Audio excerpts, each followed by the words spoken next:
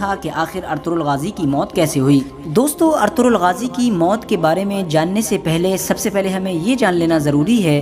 کہ جو شخص بھی اللہ تعالیٰ کی راہ میں جہاد کرتا ہے یعنی جنگ کرتا ہے، اس کے صرف دو ہی انجام ہو سکتے ہیں، یا تو اللہ کی راہ میں جہاد کرنے والا شہید ہو سکتا ہے یا پھر غازی ہو سکتا ہے، کیونکہ جو بھی اللہ کی راہ میں جنگ کرتے کرتے اپنی جان گنوا دیتا ہے اور کافروں کے ہاتھ سے قتل ہو جاتا ہے اسے ہم شہید کہتے ہیں،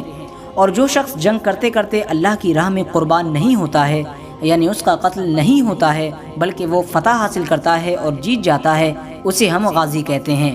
اور ظاہر ہے کہ ارطغرل کے نام کے آگے غازی لگایا جاتا ہے، تو اس سے یہ بات تو کلیئر ہوتی ہے کہ ارطغرل غازی یعنی کسی بھی جنگ میں وہ شہید نہیں ہوئے تھے بلکہ وہ غازی تھے۔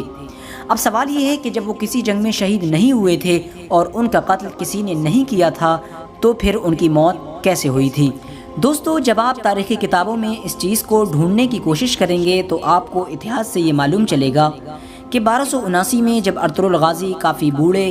اور کافی کمزور ہو گئے تھے تو انہوں نے اپنے قبیلے کی ساری ذمہ داری اور قبیلے کا سارا نظام اپنے سب سے چھوٹے بیٹے اور ہوشیار بیٹے عثمان غازی کو دے دیا تھا۔ لہٰذا ارطغرل غازی کی وفات سے پہلے ہی ارطغرل غازی نے اپنے بیٹے عثمان کو اپنا خلیفہ یعنی سردار بنا دیا تھا، اور پھر عثمان غازی کے سردار بننے کے صرف اور صرف 2 سال کے بعد ارطغرل غازی کی 1281 میں وفات ہو گئی تھی۔